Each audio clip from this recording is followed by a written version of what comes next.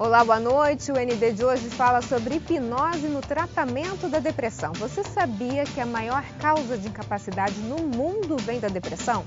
1 em cada 5 pessoas em algum momento da vida já apresentou ou vai apresentar quadros depressivos. E nos próximos 20 anos deve ser a principal doença no mundo. E quem traz os detalhes de como a hipnose pode auxiliar no combate à depressão é o hipnoterapeuta e criador da terapia de memória celular, Dr. Elvésio Walsh Jr. Boa noite, doutor, bem-vindo. Boa noite, Roberta. Primeiramente, é um prazer, eu sou um grande admirador do seu trabalho, do seu perfil profissional. Muito obrigada. Então, realmente é uma honra estar aqui. É um assunto muito pertinente, acredito eu, falar sobre hipnose, é algo muito mítico para as pessoas. Algumas pessoas têm um pouco de medo de hipnose e talvez detenham um pouco conhecimento a respeito. E eu tento trazer aqui um pouquinho da visão acadêmica, né? A minha formação vem de universidades fora, né? No sul da Califórnia, nos Estados Unidos, em Madrid. Eu sou PhD, né, em hipnoterapia e eu queria trazer essas informações de como funciona a hipnose. Então vamos entender exatamente isso, doutor. A gente está falando de depressão e hipnose. Queria começar falando como é que funciona o cérebro. Então vamos lá. Primeira coisa que nós temos que ter em mente é que existe um mecanismo de defesa no cérebro muito interessante. E isso acaba pontuando todos os nossos gatilhos automáticos. No primeiro momento nós pensamos, poxa, mas por que eu estou triste de ver um vizinho ir para o hospital? Por que eu como uma barra de chocolate estando de dieta? Como que eu não consigo segurar as minhas vontades, né, em cima de gatilhos automáticos que surgem, né, do nada? Na verdade, eles não surgem do nada, né? O nosso cérebro, talvez a máquina mais fantástica já criada, né, um mecanismo incrível. Nós temos grosseiramente 2 bancos de memórias. O hipocampo, que fica aqui na lateral, que ele é responsável por todas as nossas memórias racionais. Então, por exemplo, onde eu estudei, os conhecimentos racionais da minha profissão, os nomes dos meus parentes, tudo isso está gravado no meu hipocampo e todas as vivências, né, que eu tive durante a vida. E existe um outro banco de memórias, e esse sim, né, também no sistema límbico, que é o cérebro emocional, muito interessante, chamado amígdala, que são 2 porçõezinhas do tamanho de 2 ervilhas que ficam atrás dos olhos na base do cérebro. Tudo que eu vivi que envolveu muita emoção, ou seja, ou muito triste, ou que envolveu realmente algo mal sucedido, ou muito feliz, que gerou até uma certa euforia, tudo está gravado ali. Emoções muito fortes, tanto para o bem quanto para o mal. Exatamente. Então, o grande detalhe é tudo que eu vou viver agora. Por exemplo, eu chego aqui no estúdio, né? Estamos gravando aqui o programa. O que meu cérebro faz? Ele avalia. Eu pode me dar branco, eu posso travar, eu posso ficar nervoso, eu estou diante de telespectadores de uma cidade enorme, importantíssima em Santos. O meu cérebro racional avalia os riscos do que eu vou viver. O meu inconsciente acessa os meus bancos de memória, principalmente em paralelo, né? O racional com o emocional, e ele lê se tem alguma coisa pertinente com isso aqui. Se ele não acha nada, ok, eu permaneço calmo, tranquilo e bem-sucedido. Normalmente não é que ele não acha nada, ele achou provavelmente situações ou neutras ou bem-sucedidas lá atrás que lembram isso aqui. E aí tu fica bem. Fico bem. Porém, digamos que ele volta lá nos meus 7 anos e eu fui para uma prova de geografia na escola, estudei tudo para tirar 10. A professora vira para mim e fala assim, ó, Elvésio, aqui na frente é Madural. Taquicardia, sudorese, desespero, eu vou me expor pela primeira vez, meus amigos, meus colegas, pronto. Desespero total. O cérebro lê essa, provavelmente ele vai ler uma outra que também foi desencadeada daquela, e outra, pronto. Taquicardia, sudorese, eu começo. Aí eu fico aqui na cadeira, eu começo a me arrumar, e eu fico todo torto, e isso me gera um desconforto terrível. Então, tudo que nós vamos viver está sendo pautado em cima dessas experiências gravadas na memória emocional. Qual o grande detalhe disso? Quanto mais estudamos neurociência, nós chegamos à conclusão de que livre-arbítrio não existe, né? Nós somos ensinados desde pequenininhos que nós temos livre-arbítrio e escolhemos todas as nossas ações. Mas não. Isso não é verdade. Nós temos vontade. Não necessariamente nós vamos conseguir cumprir, porque o que vai fazer com que nós nos movamos em direção àquilo que nós queremos ou não, são essas memórias pregressas. Então, qual é a única maneira de corrigir, né, os nossos gatilhos futuros? alterando esse banco de memórias lá atrás. Então, na verdade, tudo o que a gente vive na fase adulta, ela é reflexo do que foi vivido na infância, é isso? Não só na fase adulta, mas, por exemplo, na própria infância, eu posso estar sendo pautado por alguma experiência que eu vivi até dentro do útero da minha mãe. É muito comum, às vezes, nós trazemos pacientes que eles estão de olhos fechados, ou que eles não formam visão dentro do útero, né? É muito raro formar a visão lá dentro, mas eles escutam pais discutindo, brigando, e depois eles vão conversar com os pais e constatar que aquilo existe de verdade, quer dizer, os pais estavam brigando de verdade. Então, tudo isso fica gravado, isso começa a pontuar. Imagina o seguinte, uma carência afetiva, que seria um vazio no peito, uma necessidade extrema de atenção das pessoas, medo de ser abandonado, medo de ser rejeitado, medo de não atender as expectativas das pessoas, medo de... todos esses medos ligados, né, à aceitação, pode vir de um pai e de uma mãe super carinhosos e atenciosos, de repente nasce um próximo filho. Toda a atenção muda. De repente... A criança lê isso, né? Sim. Mesmo que não seja. E emocionalmente ela grava. E aí ela pensa, as pessoas mais importantes da minha vida me abandonaram. Né? Ou então a mãe vai todo dia no berço olhar a criança, todo dia olhar no berço. O dia que a criança acorda assustada, a mãe não vai ver. E ela pensa, eu estou sozinha, eu estou desprotegida. E isso começa a gerar na infância um desequilíbrio enorme dentro dos relacionamentos dela, terminando sempre com relacionamentos abusivos, com padrões repetitivos. Então, na verdade, são pequenos traumas, né? São coisas simples, exatamente, na verdade, ou de uma leitura meio deturpada pela própria criança. Exatamente. Porque, na verdade, nesse caso, a mãe não abandonou, ela simplesmente não estava presente naquele momento. Mas veja, às vezes, não só uma leitura errônea na infância, mas uma leitura errada em cima da visão que a gente tem de mundo, né? Às vezes eu posso acreditar uma coisa errada na vida adulta também, né? Eu estava vendo um outro programa que você perguntou para um outro entrevistado, como que se geram novos medos, né, ao longo da vida. De repente eu não tenho medo, e esse medo passa a existir. E exatamente isso, meu cérebro avalia o que eu vou viver. Digamos que eu tenho medo de me expor. Eu venho para o programa, tá? E aí eu travo, falo uma besteira enorme aqui, passo uma vergonha horrorosa e vou embora. Aí, dali para frente, eu começo a gerar um pouquinho de fobia social e começo a desencadear medo de estar diante de pessoas, já começo a ter medo de me expor no meu trabalho e esses medos vão aumentando. Veja, o meu cérebro, 24 horas em tempo real, ele está avaliando o que eu vivo agora, lê as memórias. O que eu vivo agora, lê as memórias. Se ele achar algo lá atrás que me gera medo ou que me gera alguma emoção, ele vai gerar a mesma emoção aqui agora, para fazer com que eu evite passar por isso, para o bem ou para o mal. Quer ver um exemplo interessantíssimo? Imagina uma quarta noite. Eu saio 10 horas da minha clínica, estou indo em direção à minha casa e eu vejo uns amigos num happy hour tardio ali. Eu falo, eu não vou beber. Eu prometo que eu não vou beber. Aí eu sento lá. Só vou sentar lá. Eu dou um abraço em todo mundo, adoro essas pessoas. Na hora que eu sento, eu vejo amigos, bebida, todos rindo, felizes e satisfeitos. Lá vai o meu cérebro buscar. Toda vez que eu bebi, fiquei menos ansioso, fiquei feliz, consegui descontrair. No dia seguinte, talvez um pouquinho de ressaca, bebe. Vem aquela ordem imperativa desse gatilho, porque o meu cérebro quer que eu seja feliz. Eu bebo, eu não consigo dizer não. Esse esforço para lutar contra não comer a barra de chocolate, esse esforço para ir contra um comportamento que eu estou acostumado, eu vou ser muito sincero pelo conhecimento que eu tenho do cérebro humano. Sem hipnose, impossível. Quer dizer, mas a hipnose ela pode reverter todo esse quadro. Qual é a ideia? Quando, grosseiramente agora explicando para vocês, vamos lá, 90%, tá, ou mais dos hipnoterapeutas e hipnólogos clínicos do mundo, eles vão usar regressão por idade. Colocam uma pessoa em transe, né, que seria um estado alterado, né, de percepção, de consciência, a pessoa continua ali dentro da clínica com o racional ligado, com os bancos de memória ligados, mas sem se preocupar com o que está sendo tratado. Como se ela não se incomodasse mais com o que está acontecendo. Através de regressão, vai buscar alguma cena problemática. Isso, às vezes, acaba sendo um pouco impreciso, porque você não consegue achar a cena com precisão. E o mais importante, às vezes a pessoa não está num transe hipnótico com profundidade e controle suficiente e ela não está lendo a amígdala. Ela não está lendo a memória emocional, ela está lendo a memória racional, o hipocampo. Se eu pedir para você fechar os olhos e pedir para você lembrar da tua faculdade, da tua infância, você vem lembrando. Sim. Só que você está lendo a tua memória racional e não emocional. Não libera a neuroquímica necessária e eu não consigo ressignificar e corrigir as cenas. E no próximo bloco a gente continua a falar sobre hipnose. Nós voltamos em instantes. Até já. Você quer mais programação, mais imagem, mais empolgação na sua casa? Chegou o novo pré-pago da Claro TV.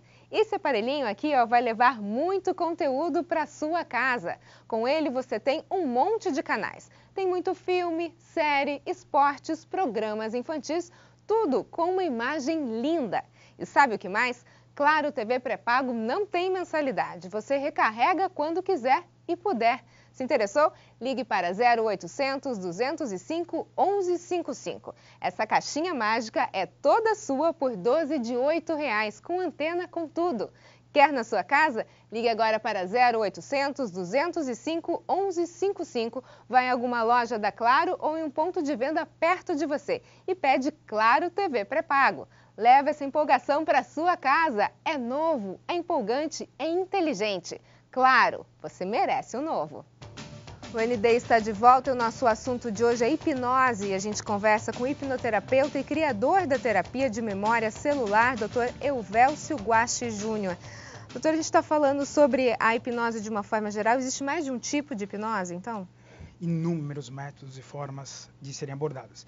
Eu estava citando aqui a mais utilizada no mundo inteiro, que é através, você coloca a pessoa num transe hipnótico por relaxamento, que é a técnica moderna de se utilizar, e você vai buscar as cenas traumáticas, mal-sucedidas, dolorosas, através de regressão por idade. É uma das técnicas. Existem técnicas onde você consegue, que eu também utilizo, que você consegue fazer uma ponte direta, né, do transe para o evento traumático, achando a cena com precisão que você quer, né, dando um comando para o inconsciente da pessoa levá-la até lá. Isso seria um nível, um grau muito mais avançado, né, de hipnose, né, de hipnose clínica, e existe várias técnicas de hipnose sem transe hipnótico.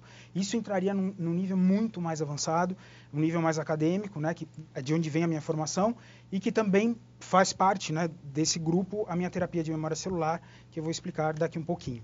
Agora, Mas, desculpa interromper, mas o importante é pensar o seguinte, na hora que você consegue uma maneira de acessar essas emoções com precisão e achar o vínculo da emoção ou do sentimento, do sintoma emocional com as passagens, às vezes é 1, 2, 3, 5, mas na hora que você esgota isso, você conserta a psique da pessoa.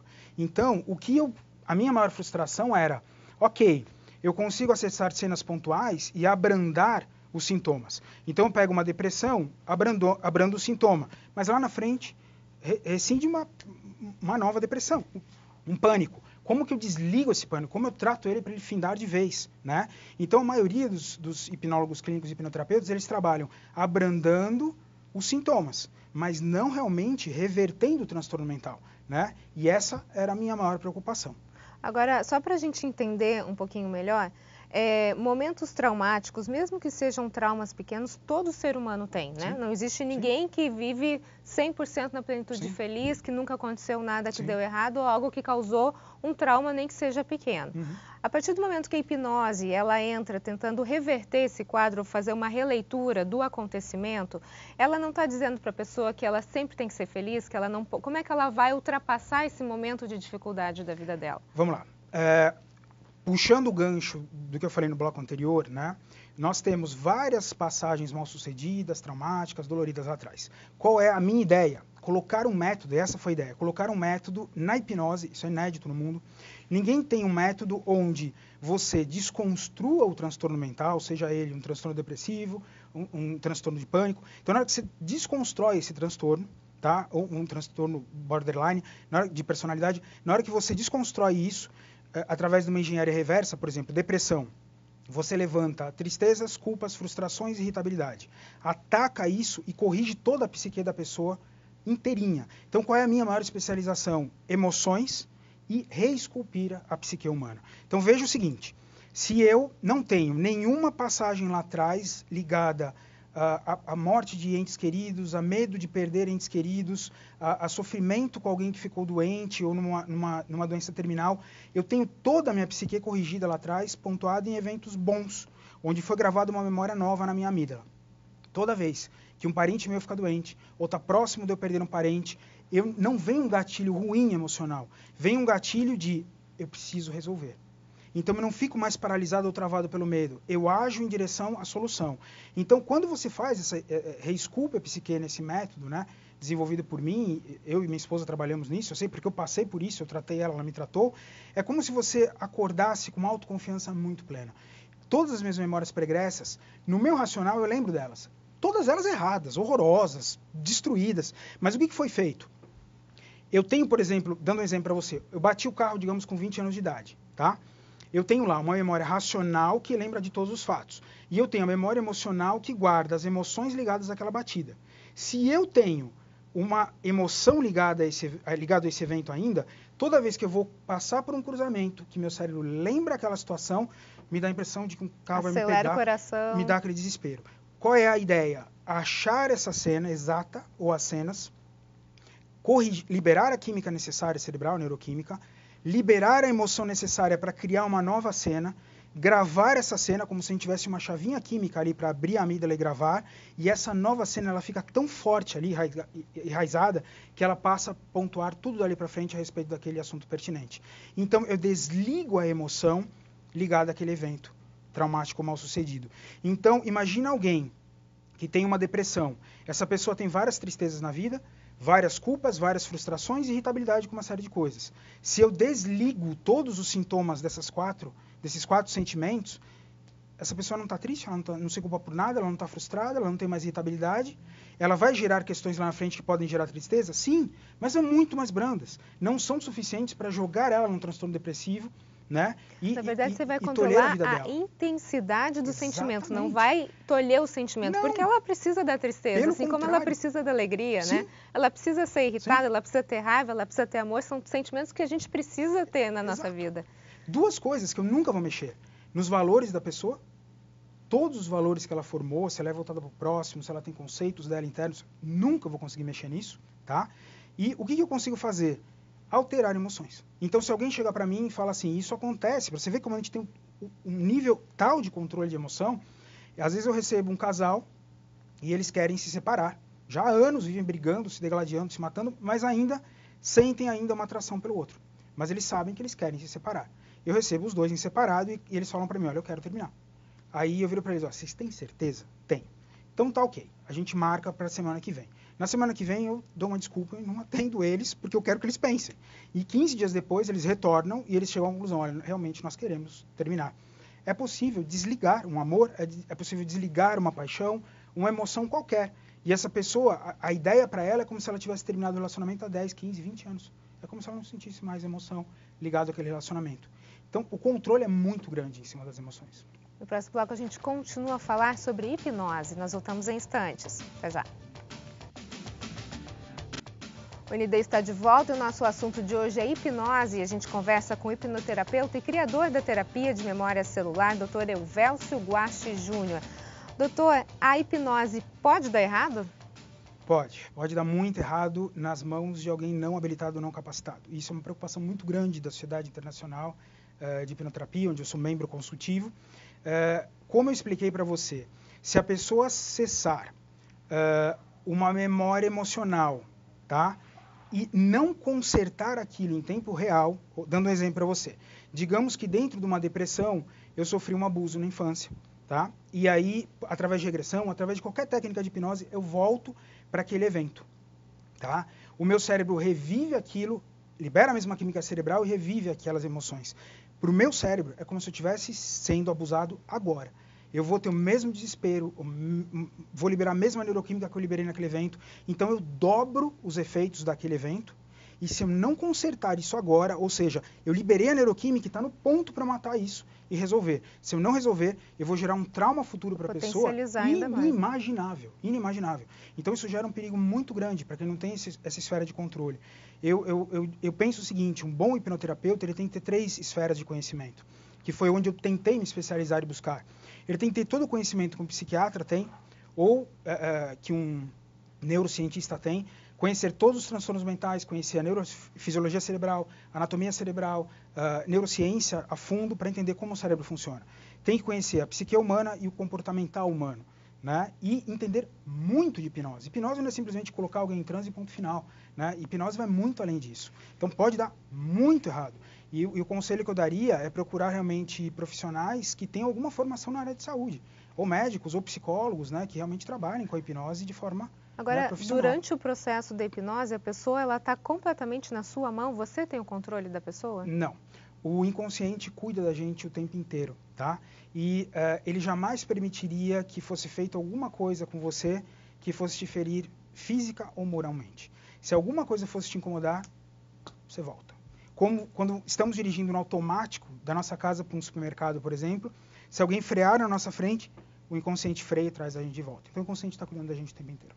Agora a gente falou um pouquinho sobre a questão da depressão. Como é que a hipnose pode trabalhar e ajudar nessas doenças? Então, buscando, através desse método que eu desenvolvi, né, levantando as questões que impactam, todos os gatilhos que impactam aquele transtorno e corrigindo essas memórias.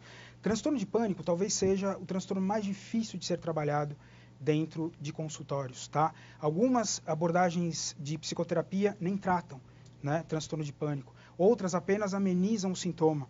Através da hipnose é totalmente possível a gente reverter de forma muito rápida. A minha maior especialização é transtorno de pânico. Para te dar uma ideia de tempo, eu trato uma depressão menor de 3 a 4 consultas. Eu trato um transtorno de pânico. O mais rápido foram 2 consultas, o mais longo 10 consultas. Esse de 10 consultas, a paciente ela tinha 35 fobias associadas. Ela não saía de um quarto há 13 anos. Ela tinha medo do sol, medo de ver pessoas desconhecidas. Ela tinha assim, um terror por tudo na vida.